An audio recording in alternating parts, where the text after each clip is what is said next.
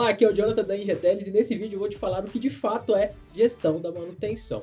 Bom, antes de mais nada, a gente tem que definir muito bem qual que é o significado de cada uma dessas palavras. Significado de gestão e significado de manutenção, para que a gente possa entender o conceito global por trás da expressão gestão da manutenção. Vamos lá, o que é gestão? Se você pegar o dicionário aí e der uma olhada, gestão vai ser o ato ou efeito de administrar, gerir, gerenciar alguma coisa. Mas gerenciar, administrar o quê?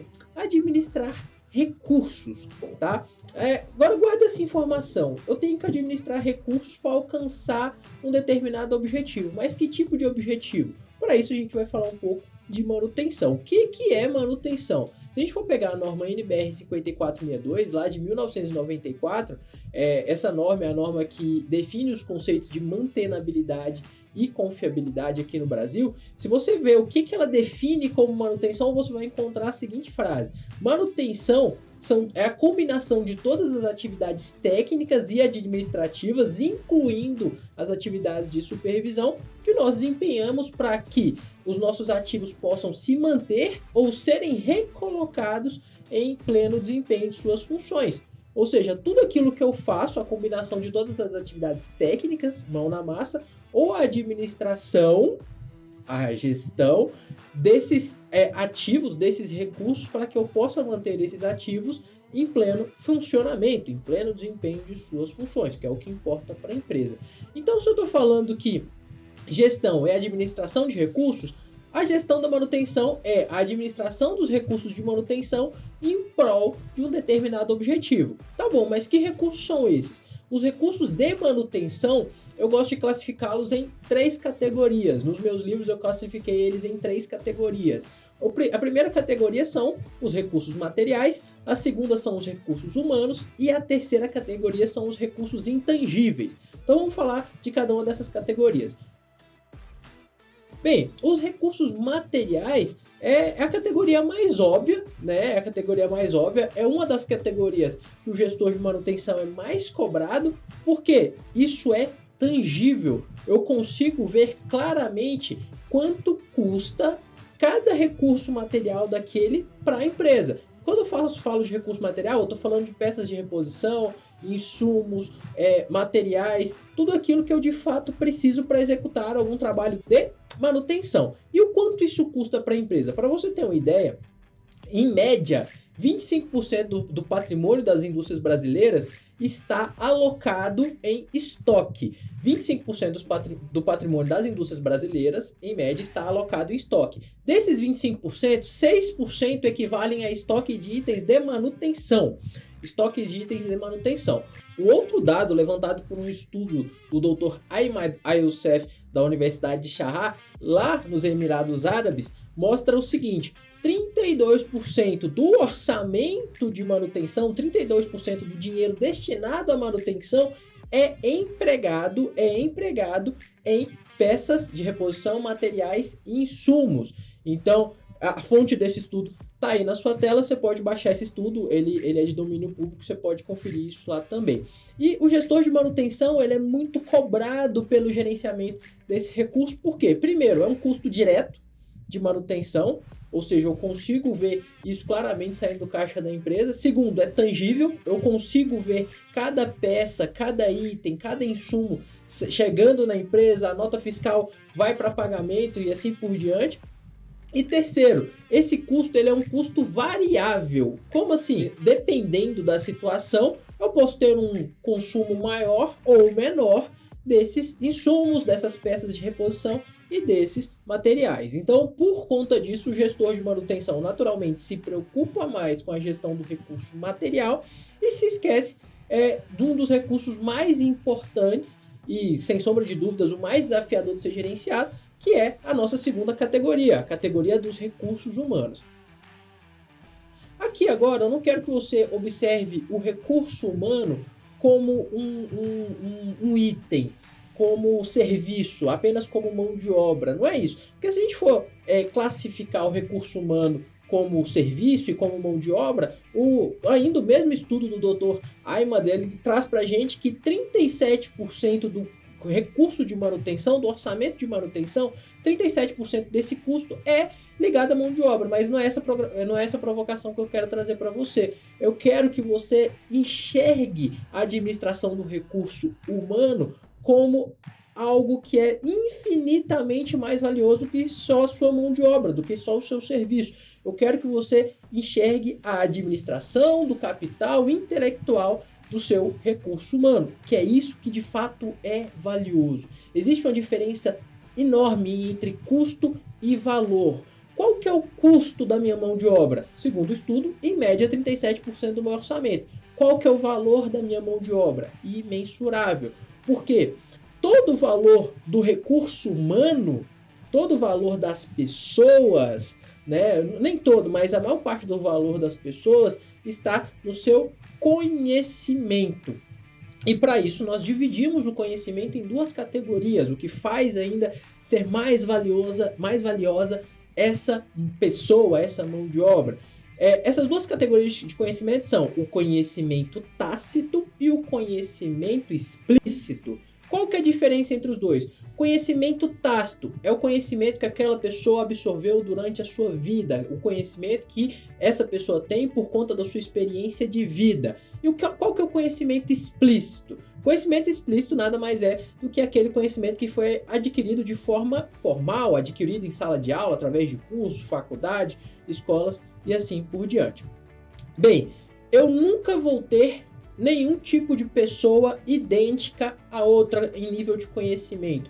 Eu posso pegar uma turma com 100 profissionais, todos eles estudaram na mesma escola, fizeram os mesmos cursos e eles se formaram na mesma faculdade, na mesma escola técnica. Os 100 profissionais, nenhum deles será um igual ao outro, apesar de terem informações iguais, por conta do seu conhecimento tácito. O conhecimento tácito, ou seja, a experiência, a bagagem com que esse indivíduo absorveu, de acordo com as ocasiões que a vida lhe proporcionou, vai fazer com que ele aplique o conhecimento explícito de forma diferente. Então, é isso que é valioso na minha equipe. Eu tenho que saber gerenciar as pessoas, eu tenho que saber gerenciar como que eu vou aplicar esse capital intelectual das melhores formas. Eu posso ter uma pessoa, por exemplo, que acabou de chegar da empresa, veio de uma ótima escola técnica, veio com ótimas recomendações dessa escola, tem as menores notas, mas pode lhe faltar, ou seja, ele tem muito conhecimento explícito, mas pode lhe faltar conhecimento tácito para lidar com algumas determinadas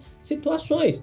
Manutenção, a gente sabe que é um ambiente que exige muita pressão, um ambiente muitas vezes é um pouco agressivo, que depende de uma agilidade de pensamento, que depende de uma flexibilidade maior do que a maioria dos setores. Então eu tenho que conseguir trabalhar essa gestão do meu capital intelectual dentro da minha equipe e entender que eu não posso enxergar cada profissional apenas como mão de obra, como execução de trabalho, como serviço, porque isso é custo.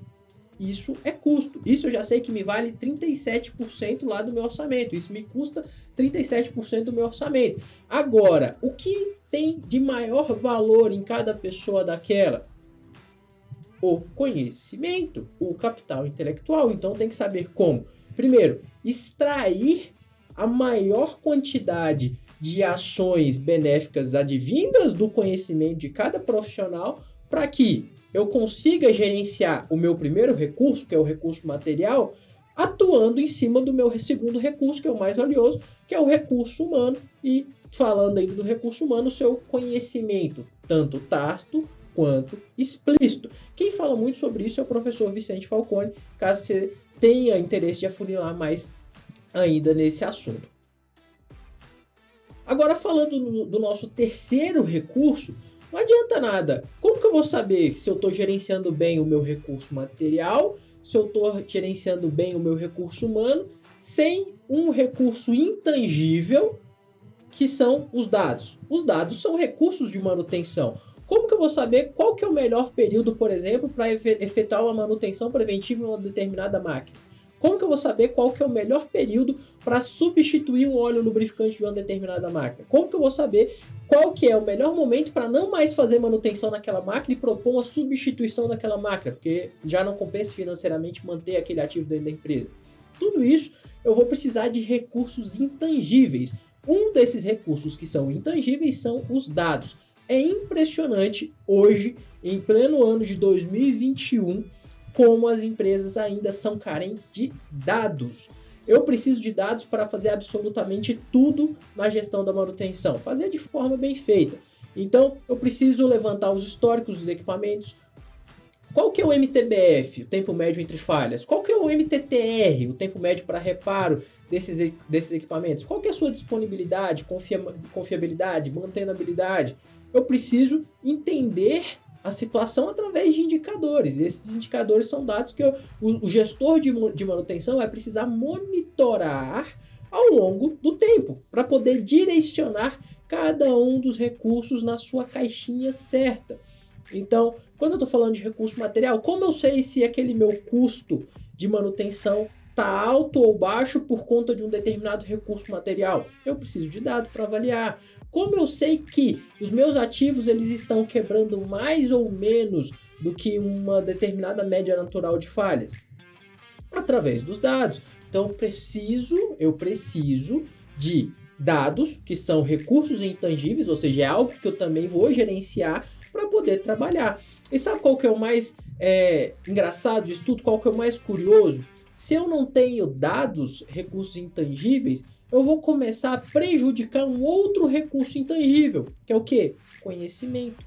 Conhecimento tácito. Se eu não consigo, por exemplo, fazer uma análise de falhas com a minha equipe para poder provocar a evolução deles naquele tipo de situação, provocar a evolução deles para aquele tipo de conhecimento, eu vou estar deixando de ensinar para a minha equipe, eu vou estar deixando de evoluir a minha equipe em um determinado cenário.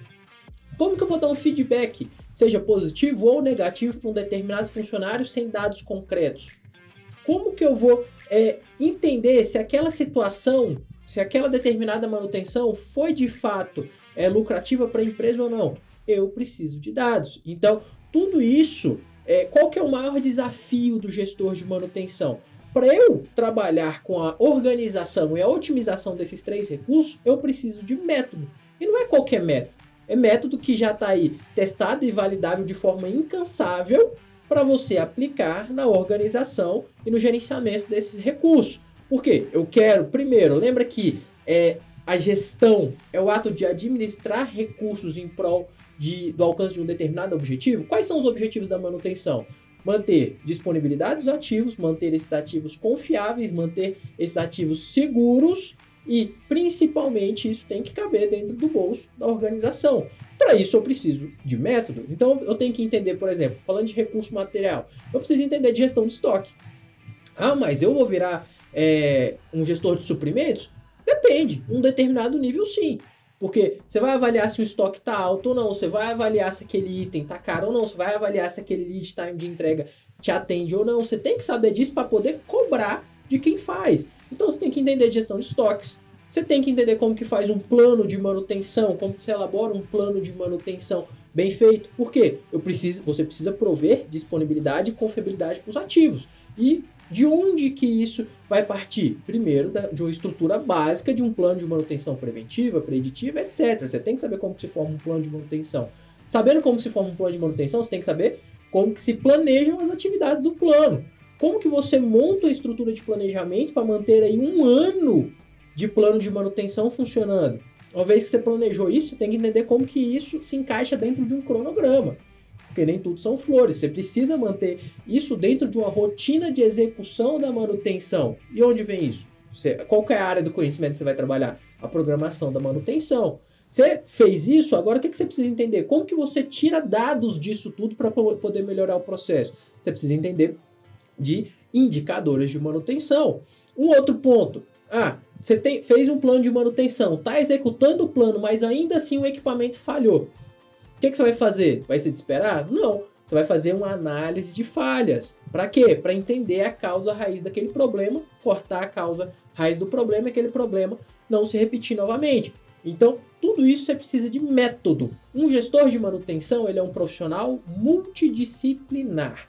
Não confunda multidisciplinar com polivalência. tá? São coisas diferentes. Você precisa ser um profissional multidisciplinar. Você precisa entender cada uma dessas áreas de conhecimento que lhe compete e se aprofundar, né, estudando cada uma dessas áreas. E é para isso que nós criamos a Ingeteles Academy. A Ingeteles Academy é a maior escola de gestão da manutenção da atualidade. Lá você vai encontrar dezenas de cursos já prontos ligados aos temas que eu falei anteriormente. Curso de gestão de estoque, de manutenção, formação de planejadores de manutenção, formação de programadores, formação de analistas de manutenção. Você vai encontrar curso da metodologia A3, análise de falhas, análise RAM, gestão de projetos voltados à manutenção. Tudo isso centralizado num único lugar, porque a gente entende que você precisa ser multidisciplinar, tá? São mais de 200 aulas com planilhas, materiais de apoio, materiais em PDF, e claro, cada curso tem o seu certificado de conclusão, que entrega a você quando você conclui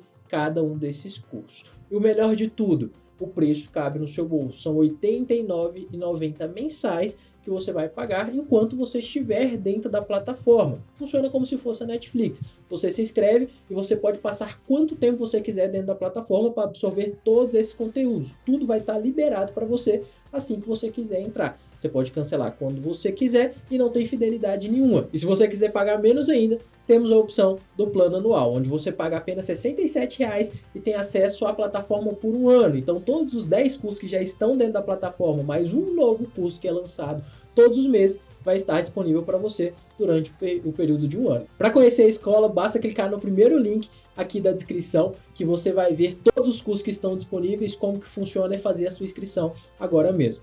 Vai ser um prazer ter você conosco. Muito obrigado por assistir até aqui e eu te vejo no nosso próximo vídeo.